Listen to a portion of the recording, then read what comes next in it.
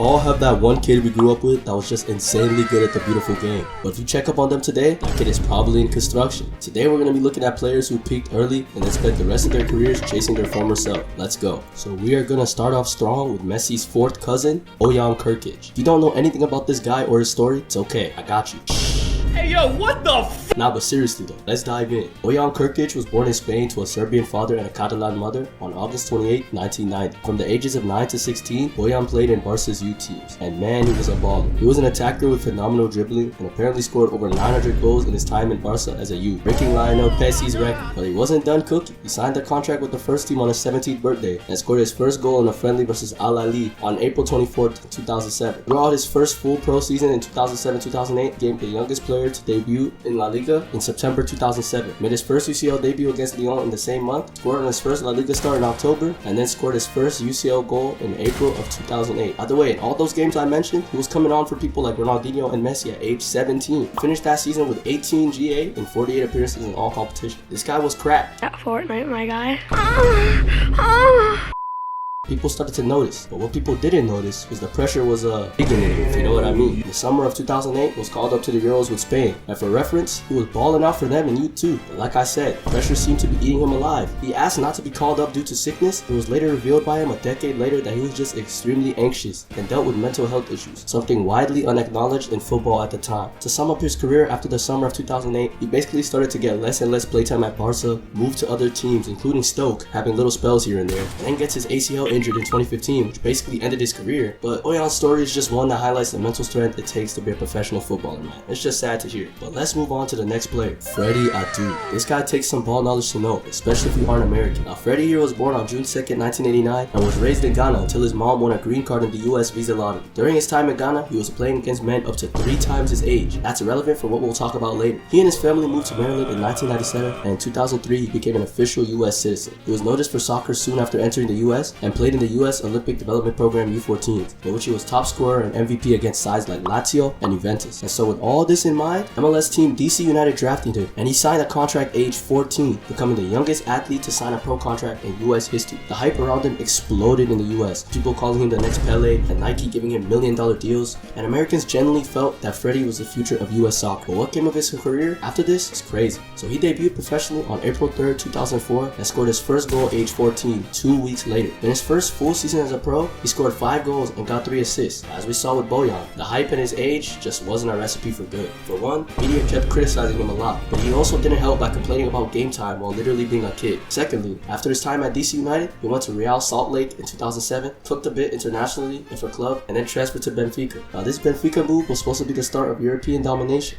but it was just the beginning of the end for Freddy. He never really found his footing in Europe and went on loan very frequently over the span of 10 years. Yes, 10. His career was just a slow and steady decline, and the criticisms from earlier came back to bite him, like saying he had no ball IQ or no physical. But that is the story of Freddy, a talented kid from another country who peaked before he even got his learner's permit. Let's move on to the next player. This guy is someone we all know about, but his story is so crazy that no matter how many times we tell it, it doesn't give it or him enough justice. Let's dive in. Dele Alli was born to a Nigerian father and an English mother in Milton Keynes, England on April 11, 1996. Growing up, his life was extremely rough. This is unfortunately what causes the decline we'll start to see later. Let's talk about his devastating childhood first. To start, Dele's father left for America a week after he was born. Secondly, at the very young age of 6, Dele was sexually abused. 2 years later, at age 8, Dele began dealing drugs to make money. Not too long after, at age 13, he had been playing football on MK Don's academy for 2 years and moved into the house of one of his teammates. He refers to his teammates, his parents, as his adoptive parents, but they never legally adopted him. But now that we're up to speed on his traumatic childhood, we can finally talk about football. He was talented and quickly rose the ranks as a class midfielder. He debuted for MK Don's first team as a 16-year-old, and his first touch was a backheeled pass. He scored his first goal not long after, and this sprouted into 34 GA and 88 total appearances for MK Dons over the span of 3 years. At age 19, he got his big move to Tottenham and scored his first goal in August 2015. But like the others, this was the beginning of the end for Dele. You see, Dele played world class for Spurs in his first 3 seasons because he had 64 GA in 106 games as a midfielder. It wasn't just a stats merchant either. He was winning awards such as PFA Young Player of the Year and a Prem Player of the Month, and did it scoring bangers like this. Happy feet, one more combo. That ain't Falco. That ain't Falco.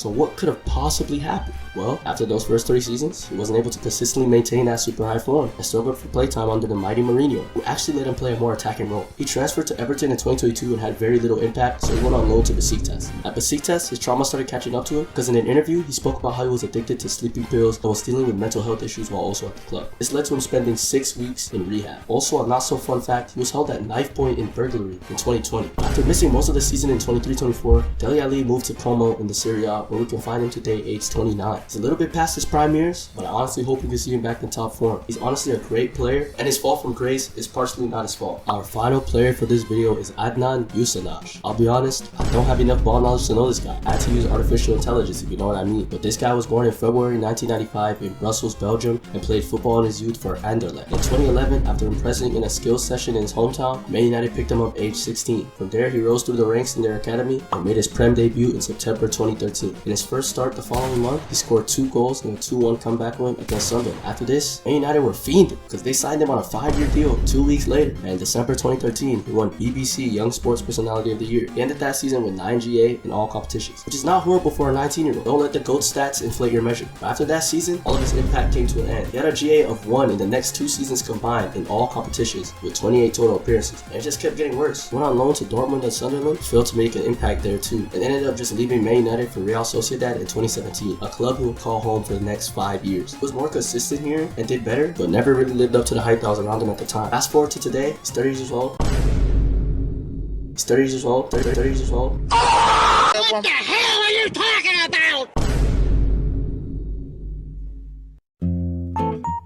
Hey, this is Editor Me. I'm gonna be honest, I have no clue what was going on there. I tried to say the word years, but like, just couldn't. Cut me some slack, please. I was recording that at like midnight. I was kind of going a little bit fast. I don't know. But if you're still watching to this point, thank you. Hope you're enjoying. Subscribe, and you can get back to enjoying this peak content right here. Yes. Playing for Las Palmas in Brazil on loan from Sevilla. Now, if you ask me what I think went wrong, I would just say that Man United ruined it. But in all seriousness, basically the same with Freddy. If you overhype players and they don't live up to the hype, it seems like they fell off. But maybe they were never really on. Man, shut your... That's something to think about though. But that is all for this video. If you're familiar with my channel, this video is a little different, so I hope you enjoyed. If you're new, I hope I earned a subscriber out of you. And join the Discord server in the description if you want to talk to me more. Let's grow a community. See you in the next one.